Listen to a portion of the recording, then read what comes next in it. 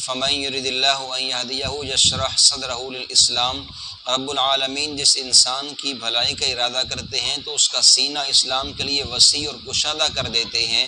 قال رسول اللہ صلی اللہ علیہ وسلم ان النور اذا دخل الصدر انفسخ، جب نور انسان کے دل میں داخل ہو جاتا ہے تو انسان کا سینہ وسیع ہو جاتا ہے۔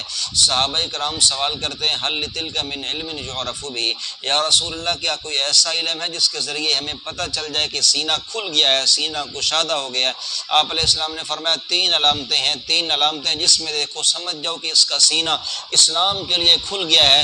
نمبر 1 التجافی من دار الغرور، نمبر 2 الانابۃ الی دار الخلود، نمبر 3 الاستعداد للموت قبل نزولہ۔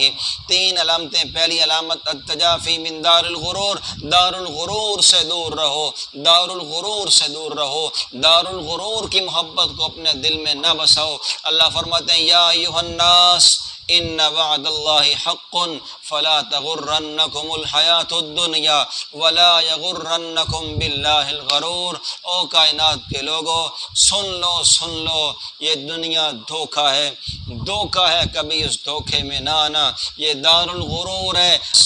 اللہ ایک مقام پہ فرماتے ہیں یا ایھا الانسان ما غرک بربک الکریم، تجھے رب الکریم کے متعلق کس نے دھوکے میں ڈال دیا ہے؟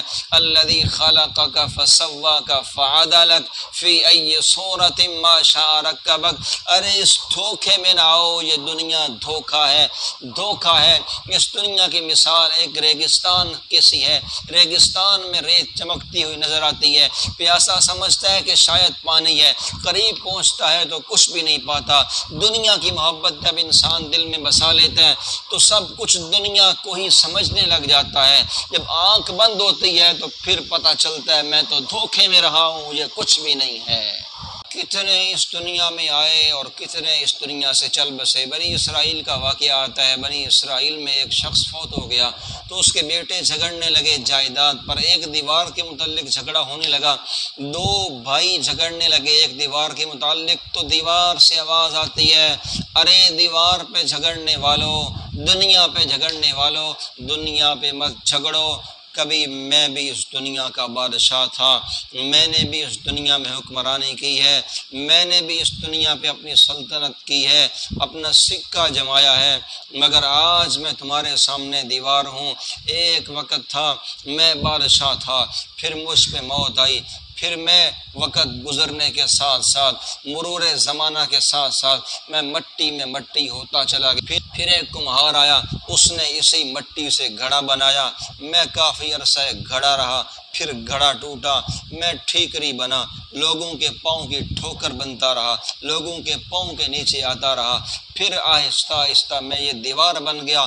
آج میں یہ دیوار ہوں، میں یہ اینٹ تمہارے سامنے ہوں، آج میں تمہارے سامنے یہ دیوار ہوں، یہ اینٹ ہوں۔ اس لیے اس دنیا پہ کبھی مت غرور کرو، اس دنیا کے دھوکے میں کبھی مت آنا، ہو سکتا ہے کل تم بھی کسی کے پاؤں کی ٹھوکر بن جاؤ۔ غرور تھا، نمود تھی، ہٹو بچوں کی صدا تھی، غرور تھا، نمود تھی، ہٹو بچوں کی صدا تھی۔